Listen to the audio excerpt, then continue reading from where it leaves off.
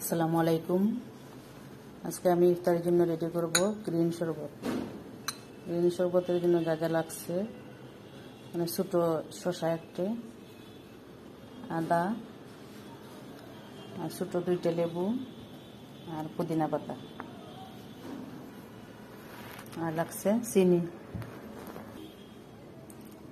আমি Blender jar নিয়েছি, এখানে প্রথমে দিয়েছি শসা, তারপর লেবু,